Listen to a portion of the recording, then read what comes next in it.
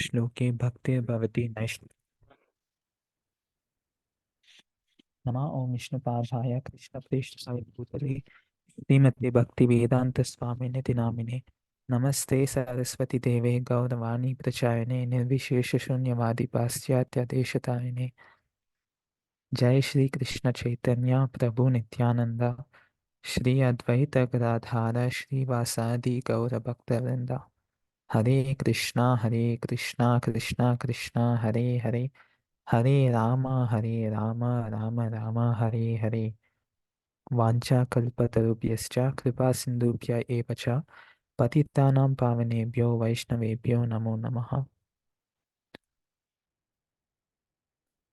Hare Krishna. So the topic for today is 6 tips to boost our bhakti life. So just to give an introduction, majority of us, we are grihasthas or students, and in our lives, there are two major duties that we have. So one is maintaining our material existence by appropriate means, and the second is cultivating bhakti. And why is the importance given to our material aspect of life is because it is called as conditional duty, and our spiritual life is our constitutional duty. And Srila Prabhupada, he has mentioned in many of the purports that our mind should be peaceful and then we can do bhakti effectively. And it is said that even though you're a brahmachari or someone is a grihastha, you can still engage either ourselves or entire family in practicing and propagating the names of the Lord. And by doing this, our mind would become stable and we can engage in bhakti effectively. So now, how is this actually possible is what we'll be seeing today with the help of the shloka from the Nectar of Instruction, verse 3. So I will just recite or read out the verse and read out the translation also. So Utsaha Nischaya Dhairyat Tattat Karma Pravartanat Sangatyagat Sato Vritti Sadbhir Bhakti Prasidhyati. Translation: There are 6 principles favorable to the execution of pure devotional service. First, being enthusiastic. Second, endeavoring with confidence. Third, being patient. Fourth, acting according to regulative principles such as Shravanam, Kirtanam, Vishnu Smaranam, hearing, chanting, and remembering Krishna. 5. Abandoning the association of non devotees. And 6. Following in the footsteps of the previous acharyas. These 6 principles undoubtedly assure the complete success of pure devotional service. So, this is the verse from the Nectar of Instruction, uh, which show the importance of the 6 qualities or the traits that our devotee needs to exhibit. So, let's now see what are these 6 qualities. So, the first is Utsaha or enthusiasm. So many of the senior devotees actually tell that Utsaha does not mean mechanically showing up with excitement, but Utsaha includes all the daily routine activities like, rising up in the morning, completing our chanting, worshipping the Lord by performing arati and many other aspects. Second, we have a Nischaya. Nischaya means having conviction or having faith. And it also means that we need to have conviction that Krishna consciousness is the ultimate thing in life. And if suppose I am achieving Krishna consciousness, then there is no other great thing to me than this particular thing. And one example I heard in a lecture is that there are many parents who are, convinced and they're desperate to send their kids to the USA for their higher studies, and they think that they are convinced that this is the goal of their life. And some of them might think that if me and my wife are doctors, then our kids also should be doctors as well. So like this, everybody, they have faith or conviction in one or the other thing. And some of the places in India, like places in Surat, people, they sell diamonds on the street, and in the other people, they are always busy in working even for the minimal wages. And this is because they have conviction that money would solve their problems. So, like this, each and everyone has conviction about something or someone in their life. So, similarly, we being practicing devotees, we need to have a faith or conviction in the Lord. Third, we have dhairya. Dhairya means patience, or to keep calm and keep patient at every time. And initially, we see that we are very enthusiastic in the start of any new activity. And when we keep repeating the same, we find that we gradually we are losing taste. And in the Srimad Bhagavatam, there are three examples that are given. The first is, suppose if you want to eat a mango and you are given a mango seed. So what are we supposed to do? We are supposed to plant the seed, water the sapling, wait for the tree to bear fruits, and finally, when it reaps a mango, you can have it. So you need to be patient. And suppose you want to have milk and you are given a cow, then you need to first feed the cow, then tie the legs of the cow, then milk the cow. And also, suppose if you want to cook some sabji and someone gives us firewood, so first we need to cut the firewood. You need to keep it in the furnace and you need to harness the initial spark, which may take hours to ignite, and then cut the vegetables. And then finally, you can make value out of the fire. So, this is how we need to be patient and we need not uh, expect immediate results. So the next is Tattat Karma Pravartanat. So it means fully renouncing one's material enjoyment and endeavoring exclusively to attain the Supreme Lord. So one example of this is Srila Prabhupada, who at that very elderly age, he started to the West in the mission to spread Krishna consciousness to the entire globe. And there's another example of Madhvendra Puri.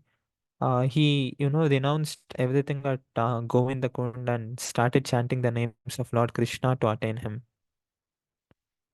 And the fifth, we have Sangatyaga, meaning giving up bad association and cultivating good association. And one very good example of this is Dasiputra. By the association of all the Mahatmas present there, he became Narada in his next life. And sixth, we have Satovritti. It means following the footsteps of the previous acharyas, how they conducted themselves, how to serve them, and how to fulfill their instructions, and so on. So, out of these six that we heard just now, there are two classifications. So, the first four are favorable for our bhakti life, and we need to develop these kind of attitude. And the other two are external or behavioral aspects. So these two we need to show externally by keeping away from bad association and so on, which we'll be discussing in a further class. And for today, we would be discussing the first four. So before we come to the main discussion, uh, we are discussing currently on the six principles for devotional service. So what is actually devotional service and what is not devotional service? We should be aware of this. So, firstly, we need to know that what devotional service is not. So, it is said that devotional service, it is not a matter of the words exactly used is sentimental speculation or imaginative ecstasy.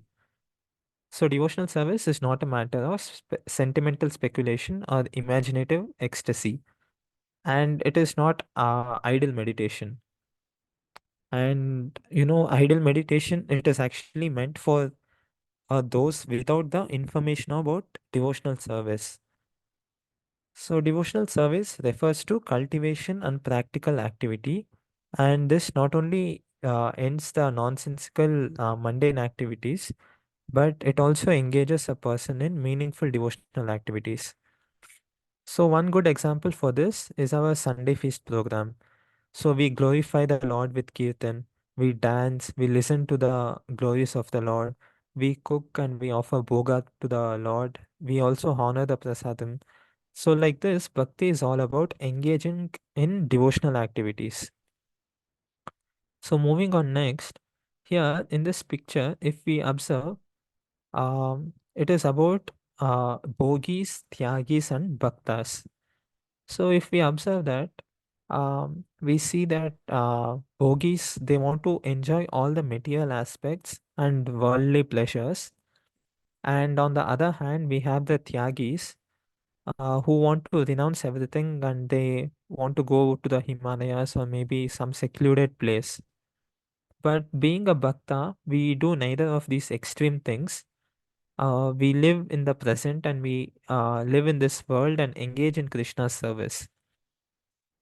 Being bhaktas, we fly in planes, we use laptops and computers, we use bikes and cars, but we always know that everything belongs to Lord Krishna and we use everything in the service of the Lord.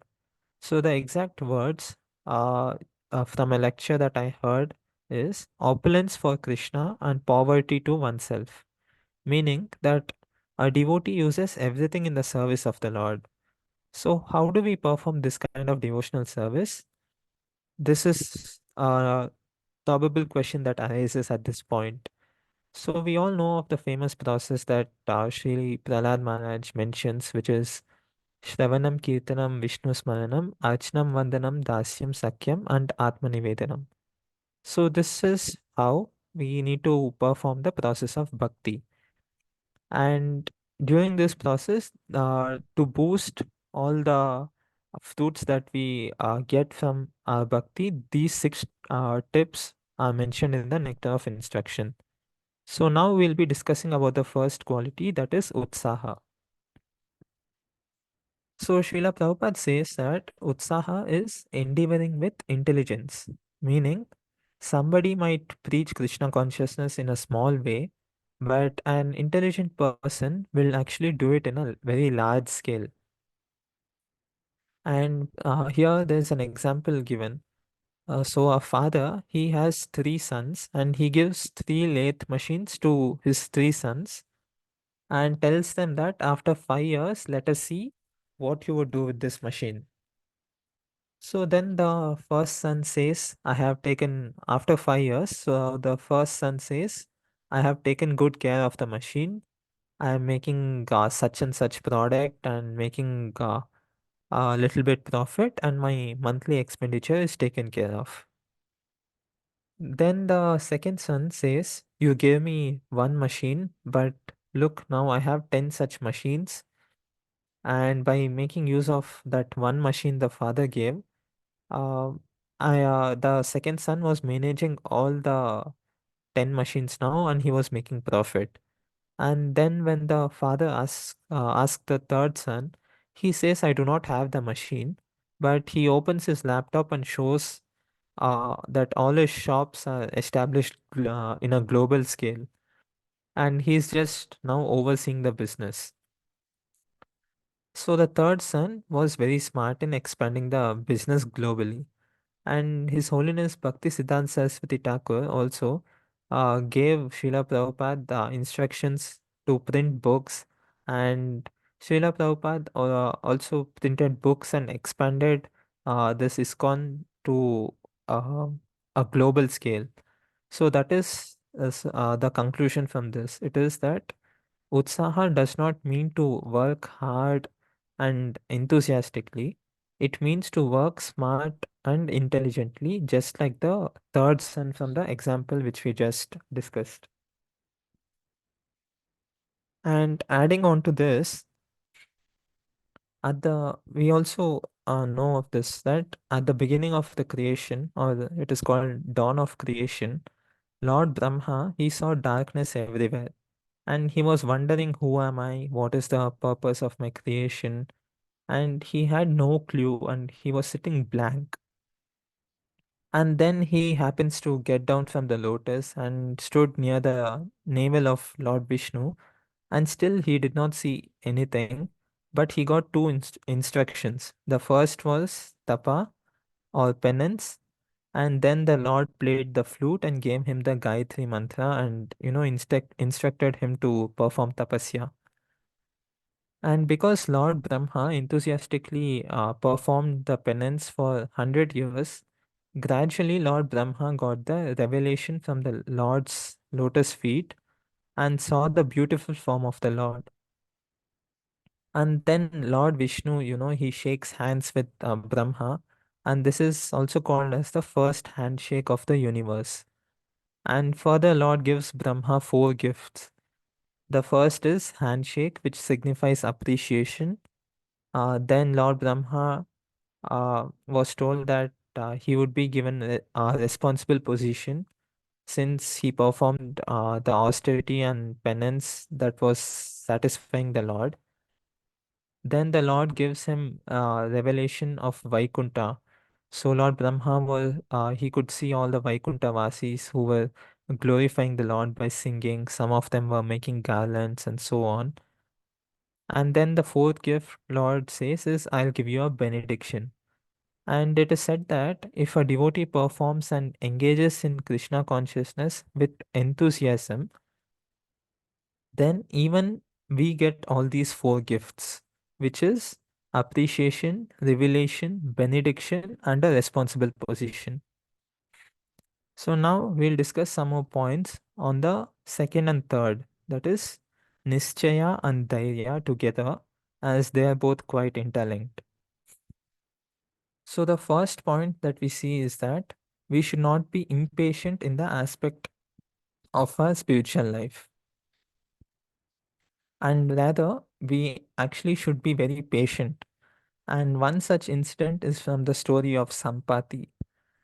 So one day, both Sampati and Jatayu, they spread their wings and they fly high. And they were both going even higher and higher. And when they reached a very high altitude, the wings of Jatayu, they started to burn. And because of this, because of the sun, Jatayu's wings started to burn, and Sampati notices this. So Sampati flies above Jatayu to provide shade to his wings. But in turn, Sampati's wings are burnt, and Sampati descends to the ground and is unable to fly anymore. And then a sage named Nishkara Muni visits Sampati and says, don't worry, you'll be able to fly again. Your wings would grow back, and some monkeys will visit you. And when you give them some good news, your wings will grow back. And then here the test for patience is going to start. So Sampati, he waited and waited for over 8,000 years. And finally, the Vanaras visited Sampati, and Sampati said that though I cannot fly, I can still help you with my sharp vision. And he then gives information about Mother Sita. So, like this, one should not be very hasty and expect immediate results, but they should be consistent each day and have faith in the Lord that our prayers to efficiently execute or render service unto Him would be answered. So, this was about the quality of patience. Now, let us see the quality named Nischaya, which means having confidence or having faith. So, one great example of this is Sri Prahlad Maharaj. And if we closely observe, both Prahlad Maharaj and Hiranyakashipu both had a lot of confidence. But the difference is that Prahlad Maharaj, he had confidence and faith on the Lord, whereas Hiranyakashipu had confidence in himself. And here I would also like to mention some points as told by His Grace Radhesham Prabhu, where he says that there are three paths which we should not have confidence in. And those three are Bhukti, Mukti, and Siddhi. And the reason for this is very simple, because these paths, they have no purification, they have no shelter, and we are bound to be fallen down. And also, we need to know here that the Lord is very merciful.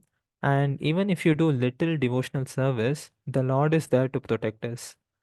And for this, we also have reference from the Bhagavad Gita, where Lord says, Name Bhakta Pranashyati, meaning that The devotees of the Lord never fall down or never perish. And also the famous shloka Svalpam apyasya dharmasya trayate mahato bayat. And it is also said that devotional service is so pure and so perfect that once having begun, one is forcibly dragged to ultimate success.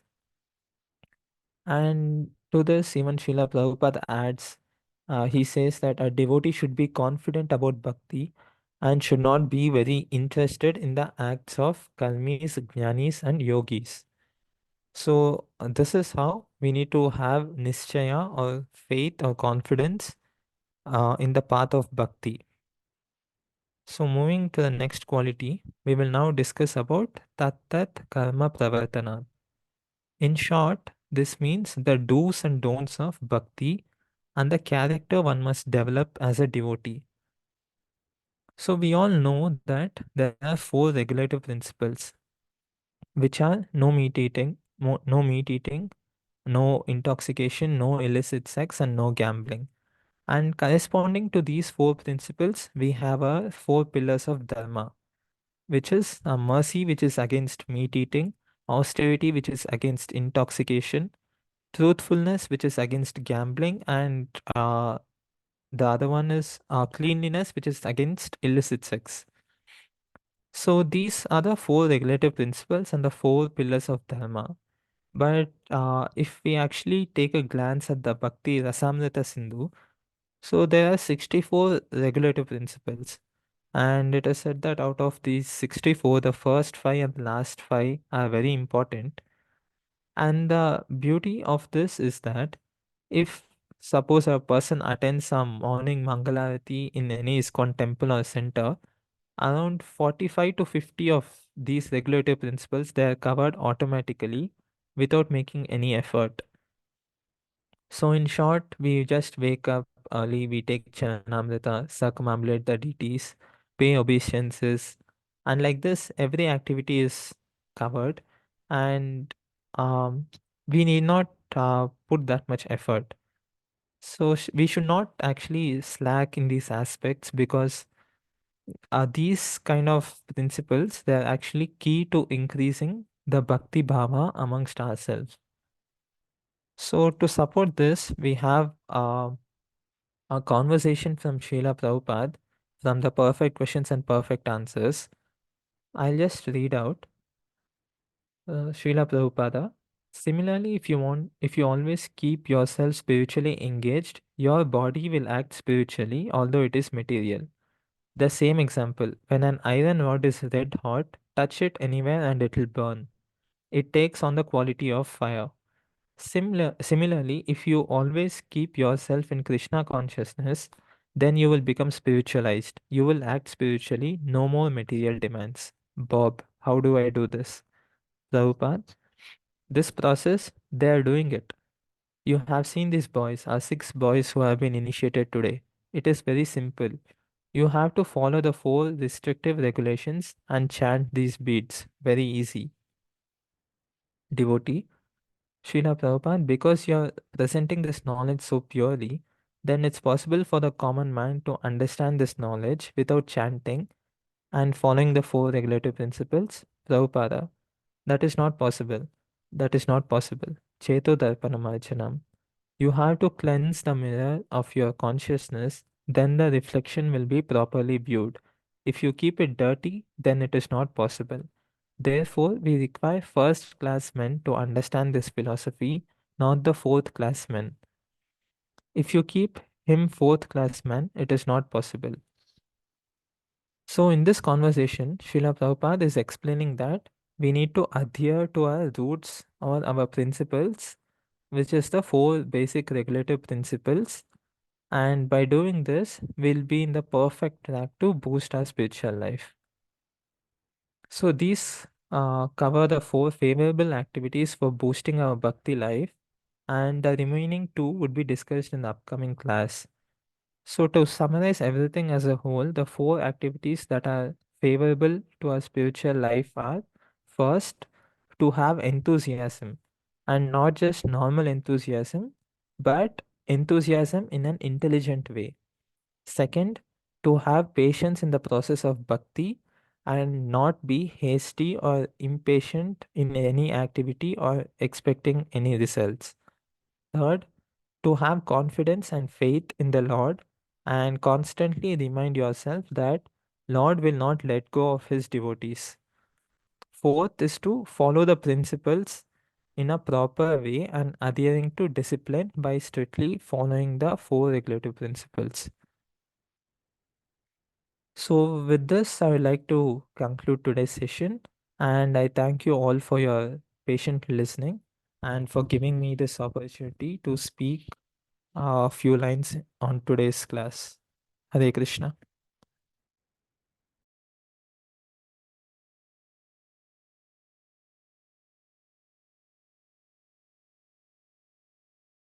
Hare Krishna. Thank you, Sumukha Gopesha Prabhu, for a nice class. And we got so many points through your message. And we will keep it open for the participants if they have any responses, etc. Hare Krishna.